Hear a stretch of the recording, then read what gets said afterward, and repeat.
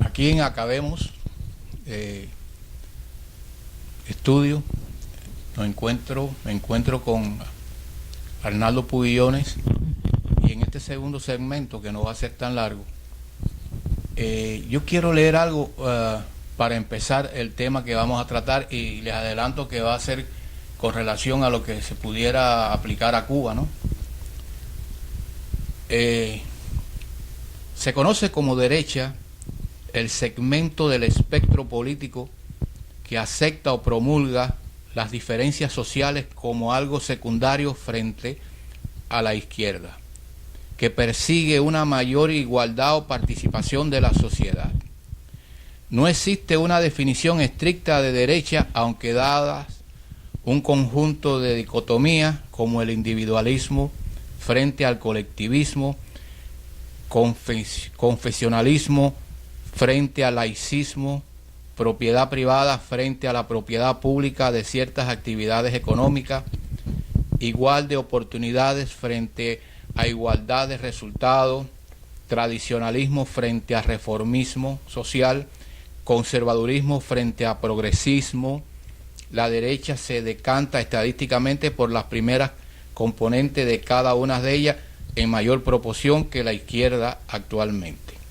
El discurso político de la mayor parte de la fuerza de derecha habla favorablemente de la riqueza a través de la libre competitividad. La pregunta que yo te hago, en el futuro no muy lejano en Cuba, a partir de algunos cambios que posiblemente vengan, ¿tú piensas que algún liderazgo, alguna oposición o disidencia pudiera decantarse como de derecha, moderna y sin apellido, a partir de que el socialismo está fracasando en toda parte del mundo? En estos momentos no hay una postura de derecha, o por lo menos no se otea en el horizonte cubano una postura de derecha, es decir, una derecha conservadora, partidaria de la economía de mercado, respetuosa de los derechos humanos o de los derechos civiles, una derecha, como hemos hablado anteriormente, religiosa, no laica, una derecha o un conservadurismo que reconozca los verdaderos valores del ser humano. Desafortunadamente, en la historia de Cuba se ha padecido un poco de eso, de un conservadurismo o de una derecha honesta,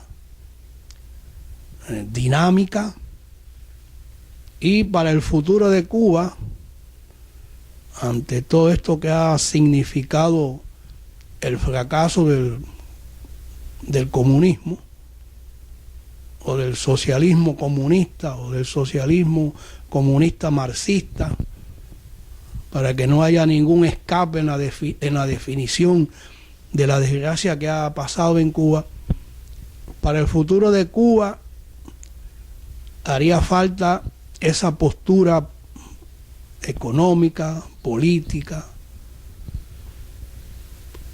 que levante los verdaderos valores cubanos que heredamos de nuestra gesta independentista. En el futuro de Cuba es necesario que haya un partido de derecha sin ningún epíteto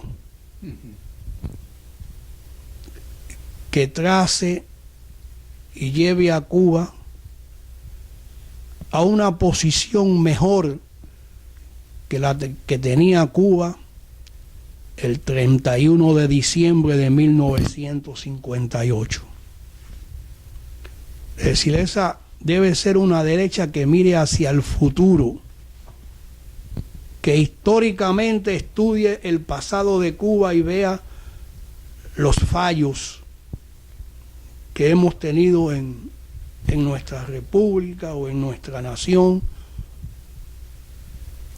y trazar los planes necesarios para que sea una Cuba superior, es decir, un paso más adelante que la Cuba de 1958. Mira, hay una... Yo no sé si este programa que estamos haciendo tú y yo con la mejor de las voluntades y la experiencia vivida por tantos años, que en cierta forma nos da derecho a tener nuestra opinión soberana. Yo no sé si hay algún dirigente en este momento en Cuba que se pueda salir de la órbita del socialismo, que ha funcionado en Cuba desde siempre. Pero la realidad es una. Hay dos ejemplos, porque el socialismo te inocula dentro de ti la dependencia, te castra esa capacidad de tú mismo marchar por tus propios esfuerzos, recursos, por tus propios deseos, te hace un ser dependiente. En Cuba es una sociedad dependiente. ¿Y cómo se produce esa metamorfosis? Hay un ejercicio en los Estados Unidos después de la guerra civil, donde el destino de ese país, la posguerra, era San Francisco y otras ciudades donde allí llegaban esos soldados llenos de problemas mentales, físicos, y era un desastre, gente frustrada, y se creó el oeste, la nueva frontera. Y se le dijo, aquel que quiera sacrificarse, que coja su familia, coja una Biblia, coja un fusil, coja un poco de tocino y frijoles, coja una carreta y marche para el oeste. Y cuando lleguen a un lugar determinado y pongan una banderita, esa tierra a donde ellos lleguen será de ellos. Ellos serán los dueños de esa tierra y serán los dueños de ser capaces de lograr. Ha pasado también en Australia, después de la Segunda Guerra Mundial. Australia estaba influenciada antes por el socialismo británico. Sin embargo, a alguien se le ocurrió abrir el banderín, y a ese país tan grande y tan rico empezaron a llegar gente de todo el mundo, muchos con una capacidad y con un historial un poco polémico, ¿no? Sin embargo, le dijeron, aquí tienes un terreno, aquí tienes una casa, aquí tienes una atención médica, una escuela, etcétera, etcétera, pero tú serás dueño de tu destino, no tendrás que depender de nada y ser capaz. Y mire el fenómeno australiano a partir de esa actitud de que tú seas dueño de lo tuyo y por tanto sea capaz de lograr. ¿Cómo se quita esa dependencia del pueblo cubano hacia el Estado, que lo ha en cierta forma castrado? ¿Qué partido, qué organización política se pudiera salir de esa influencia que ahora la vemos incluso en las declaraciones del nuevo arzobispo, sucesor del cardenal Ortega, donde dice que el capitalismo no puede entronizarse en Cuba y que la solución es el socialismo reformado, desarrollado y con futuro? Si las organizaciones políticas allá, muchas están totalmente cerca de nuestra iglesia, ¿qué partido, qué organización política pudiera considerarse de derecha y arrumbarse por esa guardarraya que creo que sería una solución a largo plazo para el pueblo de Cuba?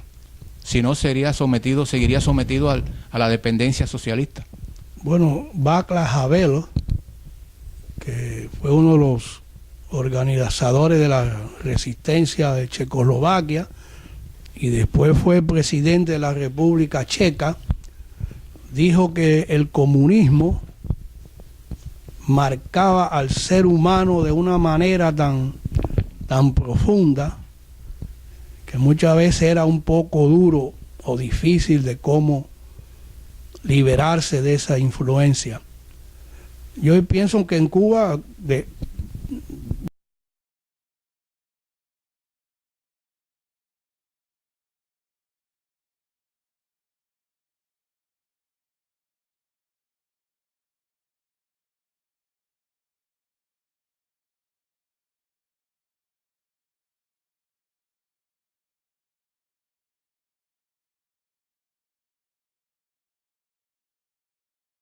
hermano Castro debe de quedar una gran influencia en cierto sector de la población cubana que indudablemente pues son partidarios de estos señores, pero la mayor parte del pueblo cubano yo estoy seguro que va a emprender un camino para superar, y en Cuba hay fuerzas morales, hay cubanos todavía con principios democráticos, hay cubanos con principios religiosos, que yo estoy seguro que están en la entera disposición de que el día de mañana, cuando se termine el comunismo, pues ellos van a emprender esa labor de levantar a nuestra patria, a nuestra nación. Indudablemente que el programa económico va a tener que ser muy duro, puesto que de acuerdo a la experiencia que hemos visto en los países que se han liberado de esta nefasta doctrina, las personas que han recuperado sus propiedades muchas veces han preferido no aceptarlas por las condiciones que tenían. Es de suponer, en Cuba hay muchas personas que difícil que tú le puedas decir, mira, aquí está tu central azucarero, porque a lo mejor ese central azucarero ni existe. Y a lo mejor si existe, va a necesitarle mucho dinero para levantar ese central azucarero. Es decir, que la labor de esa fuerza política que exista después de la caída del comunismo tiene un tremendo empeño, es decir, tiene una labor gigantesca para poder levantar de nuevo a Cuba y ponerlo a unos niveles de las naciones, supone como Singapur, que era una nación más atrasada que Cuba antes del año 59, y otras naciones así de por ahí de Asia, que en estos momentos son poderosamente económicas. Yo creo que antes que se hable de pueblo hay que hablar de liderazgo, de personas. Mira, la realidad nos lo dice incluso nuestros padres allá en Guantánamo. Mi padre, por ejemplo, decía que él fue a Cuba, un tío lo llevó allá a una bodega a vender jamones, salchichas, sardinas y eso, pero el día que tuviera $1000, él se independizaba del tío. Y se fue al Camagüey a comprar ganado y venía para Soledad y esos lugares, montó una carnicería. Es decir, el espíritu de empresa. Hay personas que lo que les gusta es trabajar 8 horas y después irse a ver al cine, jugar pelota, bailar, no sé qué, jugar ajedrez, jugar dominó. Pero hay otra persona que tú le dices, si tú vas a ser dueño de lo tuyo, tú vas a trabajar 24 horas y la trabaja. Es decir, que no es un problema global. Hay personas que tienen deseo de trabajar y trabajar y trabajar y al final logran algo. Miami es una prueba de cuando un segmento muy importante del exilio se decidió a trabajar día y noche y con el tiempo han logrado. Es decir, la voluntad de trabajar. Pero para eso se necesita, para mí, algo muy importante: ser dueño de tu esfuerzo. Y para ser dueño de tu esfuerzo tú tienes que ser propietario. Y aquí yo planteo algo a los dirigentes de Cuba, si no lo tienen en mente, y deberían seguir pensando en un parto, en una cura de caballo como ha sido el Brexit. Y es ¿A qué dirigente en Cuba pudiera plantear cuando vengan este tipo de, en el 2018, una serie de cosas que van a ocurrir? Decir, no, yo estoy planteando como condición sine qua non es que se le devuelva la propiedad privada a sus legítimos dueños. Yo sé que es complejo, pero es una cura de caballo y se marca el principio de premiar la disposición, premiar el trabajo, premiar una serie de cosas que motivan al individuo a seguir adelante. La dedicación, se me olvidaba, la dedicación de la persona en algo. ¿Tú crees que esa cosa pudiera ocurrir, que alguien en Cuba, un dirigente, dijera cuando se reúna a ver cómo se arregla aquello, decirle a los socialistas, no, hay que devolverle la propiedad privada a su legítimo dueño, y es una forma de reivindicación y desagravio? Bueno, yo entiendo que en todos los países que se le liberaron del comunismo, uno de los primeros pasos fue la devolución de la propiedad privada, es decir, devolverle la propiedad a su legítimo dueño. Yo no sé cómo sería en la Unión Soviética o cómo sería en Checoslovaquia, pero en el caso de Cuba hay personas que perdieron su casa. Esa casa el gobierno se la rentó a otra persona con un plan de que por medio de la renta compraba la casa. A esa persona, malévolamente hecho.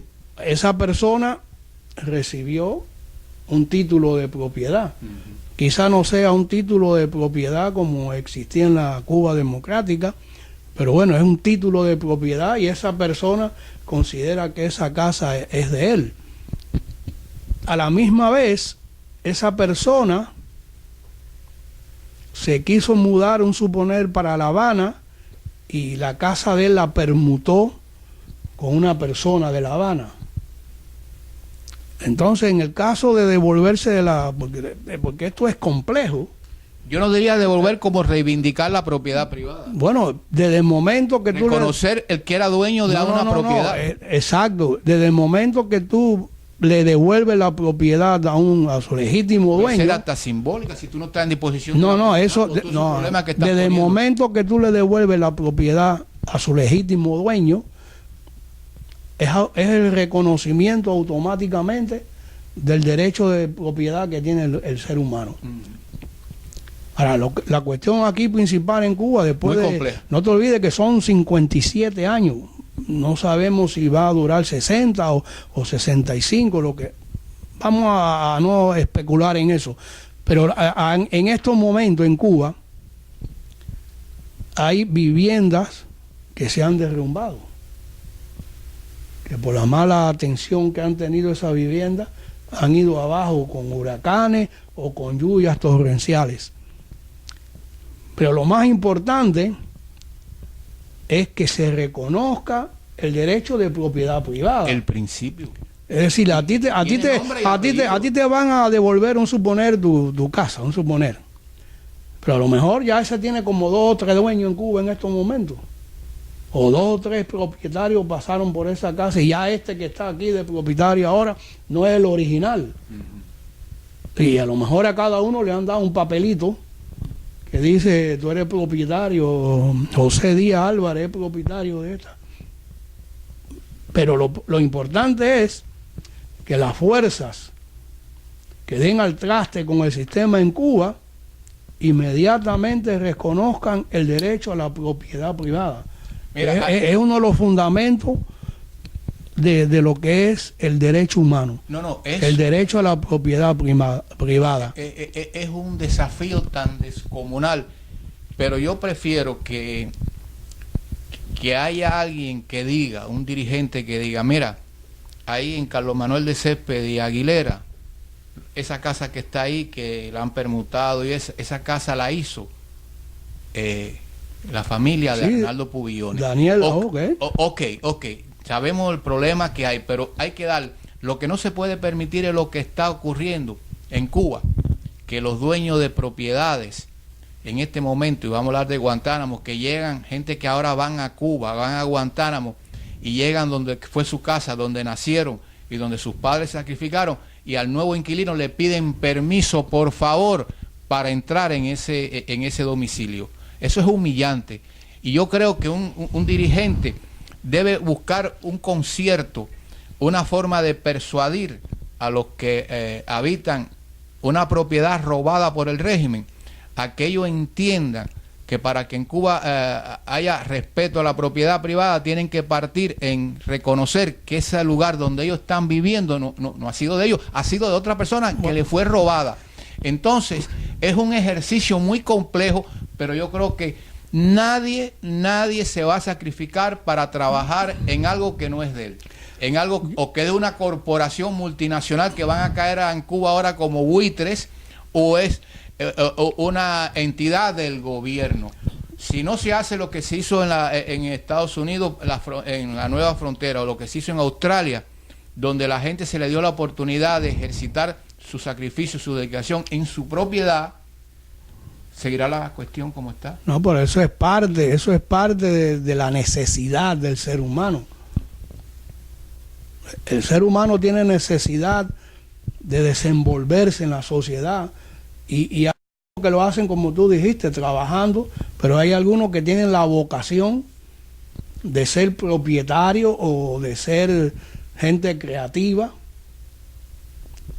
y tienen el derecho en una sociedad futura democrática desarrollar esos atributos que tienen, porque ese es un atributo que tú tienes.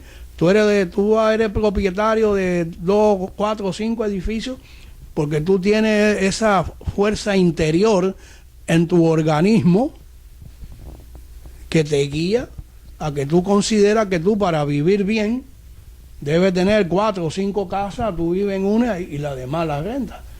Y esa es tu capital. ¿Entiendes? Si Cuba, es lógico. Si nuestro país en el futuro se va a hacer, los cimientos van a ser sobre lo robado, ese país nunca será ni reivindicado ni desagraviado. Yo voy a poner un ejemplo porque ya no estamos, para después tu opinión. Berlín en 1945 fue destruido por la Katiuska del Ejército Rojo y por los bombardeos aliados. Y hay videos donde se ven que esos sobrevivientes, mujeres y niños, porque los hombres no se sabe dónde estaban, ladrillo a ladrillo fueron reconstruyendo lo destruido. Pero en Alemania hubo un movimiento de identificar a los que eran propietarios de este edificio, de aquello, de aquello, de aquello. Es decir, que se le dio un reconocimiento, aunque físicamente no aparecía nada, a darle su dignidad de que fue propietario en esa esquina de aquello que fue un edificio. Eso es lo que te estoy diciendo que debería haber en Cuba. Reivindicar la dedicación, el esfuerzo de alguien, porque yo te digo, la dedicación puede ser de un médico. El médico cuestionaría su diploma de médico, o un comandante, un general, sus estrellas, o un locutor de radio, su profesión. No, nadie va a negar. Es muy fácil la propiedad, es decir, pero nadie está dispuesto a entregar su dedicación, y mucho menos que se la denigren, o mucho menos que se la pasen a otro. ¿Tú entiendes lo que te estoy diciendo? Bueno, en ciertos sectores de aquí del exilio, yo he oído esa proposición del reconocimiento de la propiedad privada tuya donde estaba anteriormente. Si no está, pues ahí estaba. Y es el esfuerzo de tu trabajo, de tu dedicación. Pero eso es nosotros que consideramos eso. Ahora, yo no sé, dentro de Cuba, aparte de algunas personas que tú escuchas, que tiene este plan, que tiene este otro plan, inclusive dentro de Cuba no hay nadie que se defina como conservador o de derecha. No, eso te digo que no sé si pero es. Entonces, mira, vamos a intercambiar. No sé, no sé si es. Entonces quedamos en el socialismo que nos dice el arzobispo. No vamos a quedar en el socialismo que dice el arzobispo Juan. Pero yo te digo que quizás es porque las condiciones en Cuba todavía no están preparada para que pueda surgir ese movimiento de... Pero voy a usar una palabra que no me gusta mucho, porque muchas veces las masas son amorfas, pero hasta que la masa cubana, el pueblo, vamos a definirlo mejor así, el pueblo cubano no tome la determinación de lanzarse a la calle, lo hacen pero en muy pequeños grupos, hasta que no haya una rebelión, tomando una palabra más todavía más profunda. Exacto. Pero no creo que... Exacto, porque es que nosotros no podemos estar... eso que van a hacer la revolución, no podemos, a lo mejor no entienden. No, nosotros no podemos, de acuerdo a lo que nosotros hemos pasado por Cuba, nosotros no podemos seguir adorando a la palabra revolución. Pero mira, no, lo que tiene que hacer un proceso de cambio, un proceso involutivo, algo que conduzca al pueblo. Yo voy a terminar este segmento con algo pesimista. Si los cubanos no se inventan la reivindicación de algo muy importante como es la propiedad, entonces, ¿qué pasará? Que vendrán los usurpadores de fuera y de dentro y se adueñarán, desarrollarán, erigirán algo, cosas sobre lo robado. Y eso, el destino de un pueblo, erigir una torre de Babel o una torre de París o la torre de Eiffel o un edificio de Nueva York gigantesco como el Rockefeller Center en propiedad robada, eso te digo sinceramente que no va a ningún lugar. Termina el segmento. Pero entonces, si tú dices que ese edificio de 7 plantas, 8 plantas o 9 plantas, vamos a suponer, fue hecho, vamos a poner como ejemplo, en lo que era la propiedad mía, entonces, para devolverme la propiedad a mí, había que destruir el edificio. O a mí me pueden indemnizar muchos elementos con otro terreno donde no haya ninguna casa y entonces yo construir una casa. Mira, el mensaje más hermoso que yo he visto ahí en Nueva York dice que había una señora donde querían construir un gran edificio que iba a dar mucho trabajo y eso, pero ella se negó a entregar su propiedad y la casa está ahí. Eso es un principio que pudiera ser utópico, pero es una forma, si no estamos contemporizando con lo robado, con el delito. Para terminar. Termina, dale. Tú estás hablando de un país donde existen leyes, donde el gobierno cada 4 años es elegido democráticamente por el pueblo. Eso que tú dices ahí le pasó al señor este que quiere aquí hacer un estadio de soccer. Es decir, el futbolista. Él quería hacer su estadio, pero tenía que comprar una serie de carros. No solamente a este, yo creo que a los Marlins le pasó eso mismo, que muchas personas se negaron a vender su propiedad para que el estadio tuviera más espacio o más capacidad de parqueo. Pero estamos en un país liberal en el verdadero sentido de la palabra, de un gobierno, de una administración que desde los comisionados, del alcalde, son elegidos por el pueblo. Pero en Cuba existe un gobierno ilegítimo, un gobierno que no respeta a nada, no hay una constitución en que el pueblo se pueda defender. Es decir, que hay una diferencia inmensa entre un país totalitario, como es Cuba, y un país democrático, no solamente los Estados Unidos, Francia, Italia, España. Bueno, entonces, esto todavía da para más. Lo dejamos aquí y muchas gracias, Arnaldo. Aquí estamos.